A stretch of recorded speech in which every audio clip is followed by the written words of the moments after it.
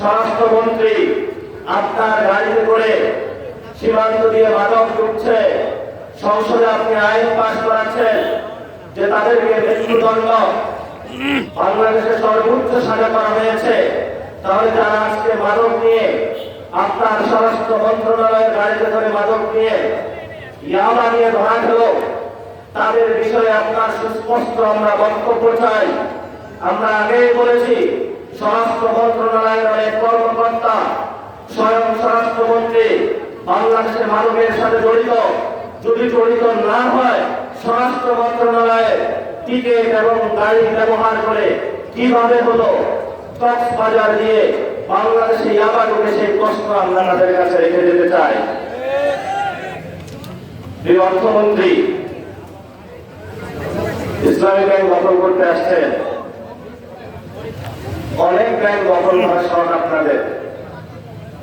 যখন সব লোকজন নতুন ভাবে আবার ঘুরে দাঁড়াবে, তাহলে ব্যাংক দখল তো দূরের কথা, গায়ের যে কোর্ট আছে ওই কোর্ট নিয়ে অপার পাইবেন না আপনারা বাংলাদেশে ইনশাআল্লাহ। মাননীয় স্বাস্থ্যমন্ত্রী আরজিন হসপিটাল দখল করতে গিয়েছে, বিভিন্ন হসপিটালের দিকে নজর পড়েছে। আমরা সরকারকে আহ্বান জানাবো, মাননীয় মন্ত্রীকে আহ্বান জানাবো, দখলের চিন্তা বাদ দেন, নিজের সামর্থ্য থেকে একটা হসপিটাল গড়েন। যদি নিজের মুরত না থাকে, এটা হলো নব্য সভ্যতার যুগ। মানুষ শিক্ষিত, মোবাইলে সবকিছু এখন দেখে, মানুষ সবকিছু এখন বুঝে।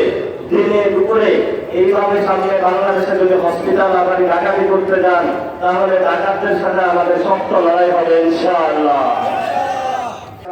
26 সালে এসেছি একটি নতুন বাংলাদেশ গঠন করার জন্য, চাঁদাবাজি বন্ধ করার জন্য, সন্ত্রাস বন্ধ করার জন্য, মাদক চোরাচালান বন্ধ করার জন্য, এবং আপনাদের সমাজে নারীদেরকে যারা হ্যারাস করে তাদের কর্মকাণ্ড বন্ধ করার জন্য, ব্যবসায়ী ভাইদেরকে নিরাপত্তা দেওয়ার জন্য আমরা আপনাদের কাছে এসেছি। নতুন করে একটি শিক্ষালয় স্থাপনের জন্য, বাংলাদেশে সুন্দর চিকিৎসা ব্যবস্থার জন্য, বাংলাদেশের নারীদের নিরাপত্তার জন্য, বাংলাদেশে আলেমদের নিরাপত্তার জন্য, বাংলাদেশে আপনারা যারা রয়েছেন সকল শ্রেণীর মানুষের পকেটে যাতে টাকা দেয় সেই ব্যবস্থা করার জন্য আমরা আবার আপনাদের সামনে নতুন করে উপস্থিত হয়েছি।